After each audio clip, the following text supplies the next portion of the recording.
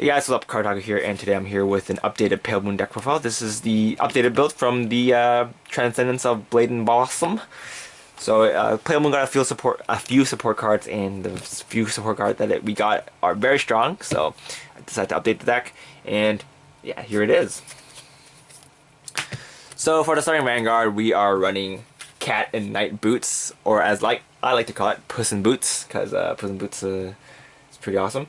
This guy's skill is Magia, activates from the soul, and Generation Break 1. When another one of your units is placed on the Vanguard circle, call this unit to Rearguard circle, and at the end of the turn, put this card back into the soul. The second skill is Magia, Generation Break 1. When this card is placed on Rearguard circle from soul, you can choose up to one card, not him, and call it from soul to the Rearguard circle, and at the end of the turn, put it back into the soul. So basically, what he does is he helps you get like a full field really easily. So all you need to do is like stride, and then you've already fulfilled his condition, so you can just call him out and then call out another unit. Most of the time, you're just gonna call it behind your Vanguard, and then you're gonna call something. Just call him, and then you're gonna use your Vanguard skill to call Flying Periton and get something to this column so that you have a full field. It's pretty good for setup. Of course, to do that, you're probably going to need Harri's, because his stride break is quite good. Alright, his Harry's skill is Generation Break 2. When this card attacks, you can choose a card in your soul and call it to a rearguard circle. And then at the end turn, during this turn, this unit and that unit gets plus 3000 power. So it's not a Magia skill, but his second skill is a Magia skill. It's kind of less one. During this turn, when a unit strats on top of this card, you can pay the cost you do, so charge one, and then choose one unit in your soul, and call that to the rearguard circle, and then that unit gets plus 5000 power, and during the end of the turn, move that card back into the soul. So because he has the Magia skill, his second skill is a Magia skill, he can be searched out for this new lion dude. I think it's a chimera. Right. Or it's Manicore, sorry. So we're running 4 Flying Manicore. Flying Manicore, he also has a Magia skill, so he can search for himself. Skill is Generation Break 1, kind of lost 1. When this card attacks hits a Vanguard, you can pay the cost if you do. So charge 1, and then search up to 1 card with Magia ability from your soul, and then call it to the Rearguard circle. And then this that unit gets plus 2000 power, and at the end of the turn, put that card back into your soul. So his skill is only activated on a Rearguard circle, so if you manage to soul charge him or something, you can call him out and attack with him, so that you can have some pressure on your opponent. His second skill is it's pretty generic skill now. It's counter blast 1, soul blast 1. When this card is placed on the Vanguard circle, you may pay the cost. If you do, look at the top 5 cards of your deck, and then search for a card with Magia skill, and add it to your hand, and then shuffle your deck. So, you know, these new searchers that we're getting from, these keyword searchers that we're getting from the new sets are quite useful now. Not all of them are as useful as, or have the same amount of usefulness, because not every stride break has the keyword in their name. So, you know, stride breaks with the keyword have a bit more advantage, but nonetheless, it's still a good card. Right. So next, we're running 4 Flying Periton. Flying Periton is one of the MVPs in the deck. Skill is Magia, Generation Break 1. When this card is placed on a rearguard circle, you can soul charge 1, and choose a unit in your soul, and then call it in the same column as this card. And then at the end of turn, put that card back into your soul. So basically, if you call him out, you get a free column. So if you call him out with Harry's skill, he gets an extra 5k, and the unit behind him, you get a free unit behind him. So if you're lucky enough to have I think the clown guy, you get a 10k boost right off the bat. It's quite good. Next, we're running 3 Darkside Princess. She can be used as a rush card if you want. Her skill is when this card attacks during this battle, you can have it gain 5,000 power. If it gained 5,000 power, after the battle, move this card back into your soul. So you can use her to attack, and then give it 5,000 power. And if you have something else, you can call on the in the empty rearguard circle now, so that you don't have to step on top of a unit. She's quite good for that. She's also pretty good with where's that card? With her, she's also a new card, but I'll talk about her when I get to her. Alright, next we're running 2 Bettys. Or not Betty, what's her name? Shakuri something. She's a key card from the trial deck.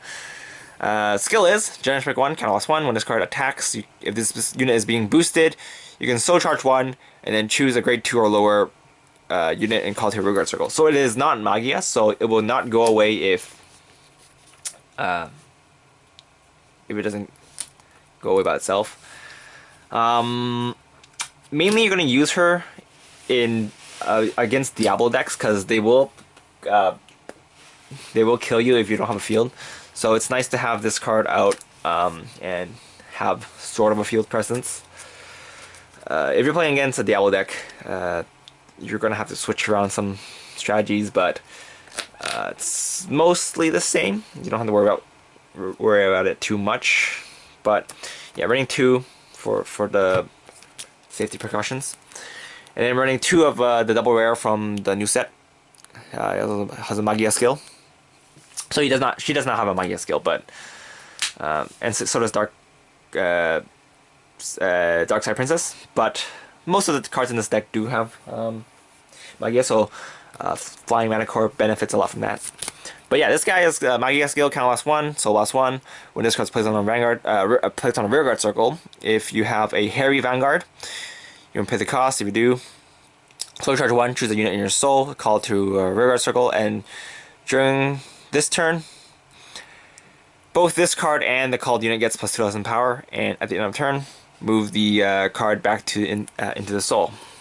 So he's also a card that can help you get a whole column for free, or not for free, for a counter loss 1, soul loss 1.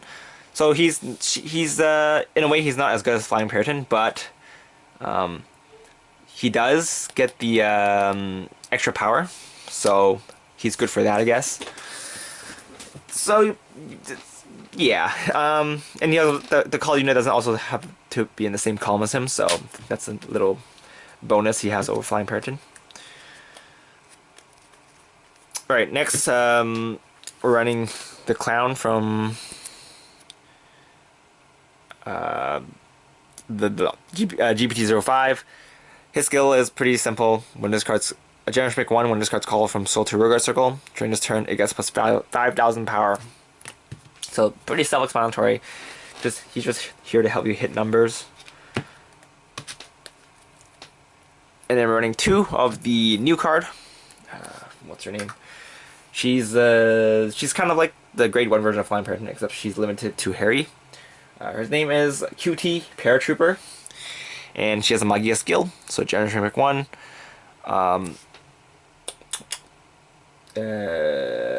Brain fart. Alright. Alright, when this card's placed on a rearguard circle due to an effect from one of your Magia abilities, if you have a Vanguard with Harri in its card name, you can soul charge 1 and then choose up to 1 card not her in your soul and call it to a rearguard circle, same as this column, and that unit gets plus 1,000 power. And then at the end of the turn, put that card back into your soul. So she's as I said, the grade 1 version of Flying Periton, except she does get the power bonus to the called unit, but she has to be called with the Magia effect. So you can call her with Harri Stride skill, and then you can activate her skill, or you can call it with Puss in Boots' skill. So basically, the only way that you won't, in this deck, that you won't get her skill off is if you normal call her, or if you call her with this card. So don't do that. Don't normal call her, and don't call her with this card. Yeah, Flying President has the edge because he just his skill activates whenever he's called to the rear guard circle.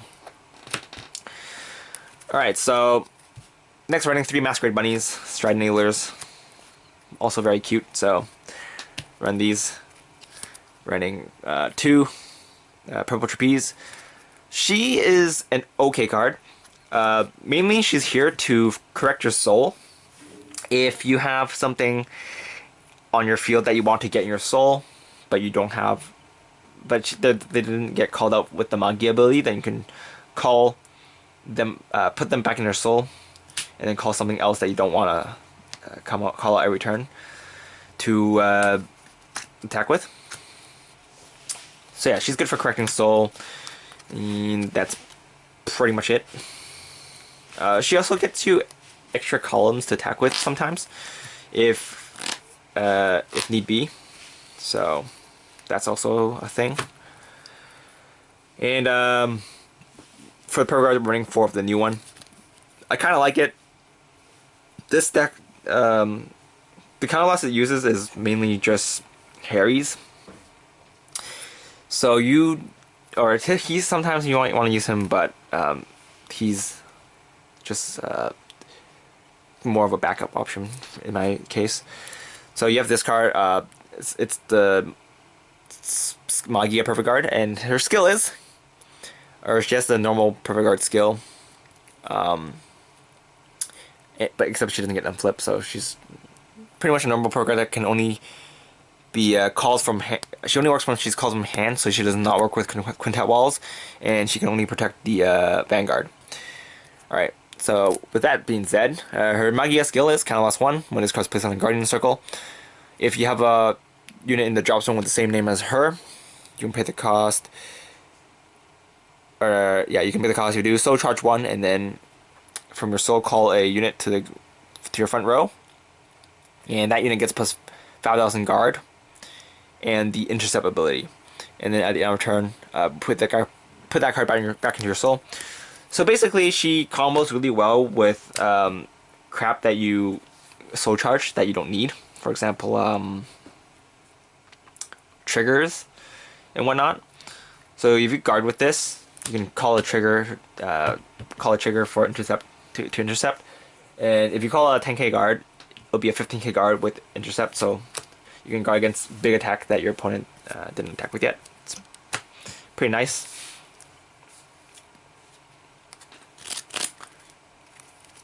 For triggers, running 8 crit, 4 draw, 4 heal. The trigger, as you guys probably noticed, I changed the trigger lineup from my previous build. Originally I was running 4 of these, so I was running Rainbow, but I don't think they're as important now because you soul charge a lot more, and the stuff that you need for your field setup or soul setup is a lot less restricted now. So yeah, a lot of times when there's a lot of cards that can replace each other to start your combo now, so you don't really need the same setup as you did before the support. Whoops. So that's why I'm not running these stands. The stands before were useful because you could soul charge anything you want if you soul charge him, but now it's not as good. And stands, they're not as reliable as crits because I mean, stands can be very powerful, but they're a little bit too unpredictable for me, so I don't really like it. But it's still a good card nonetheless. You can run it if you want. I guess it's just personal preference. Alright, G-Zone. We're running 2 Crown Dragons. I bumped this from 4 to 2. I think Mephisto is a bit more useful late game, so I'm running only running 2 of these. He's good for when your opponent's at 4 damage. So you have that extra crit pressure, but when they're at 5 damage, it doesn't matter as much. So I'd rather have Mephisto with his dank abilities.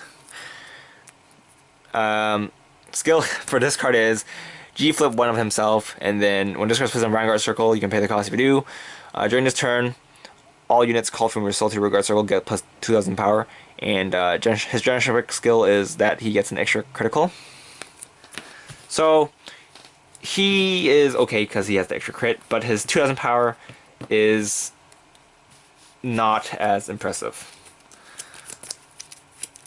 We're running 1 Amanda. Amanda is probably going to be your first ride. Her skill is Magia. When this card attack hits, you can search 1 and then choose a card in your soul and call it to your Vanguard circle, and then that unit gets plus 2,000 power. And at the end of the turn, move that card back into your soul. So, yeah, she also has the Magia ability, so she works with Mephisto.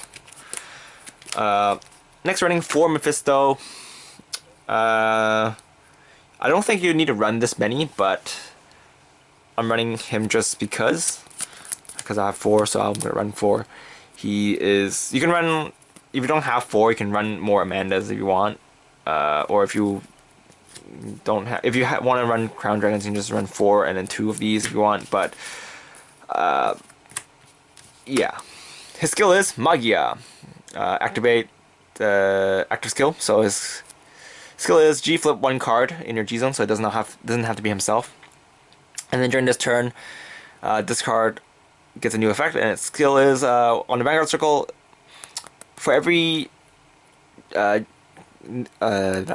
of him in the G zone, your units get plus 1,000 power. So if you have 3 face up, then you get plus 3,000 power. And second skill is for every 2 G zone units with Magia face up on your G zone, you can choose 1 unit in your soul. You can choose 1 unit in your soul and call it to a Vanguard circle. And the called unit gets plus 5,000 power. And at the end of turn, move that card back into your soul. So as you can see, he's quite powerful because he gets potentially 8,000 power on your if you use him from the last stride. If you have 3 face-up copies of him, so it's pretty good. And yeah, so his power boost is not restricted to units being called from the soul. So unlike him, the Crown Dragon, which only gives power to units that call it from the soul, all your units gets plus 1,000 power for each of them face up. So yeah.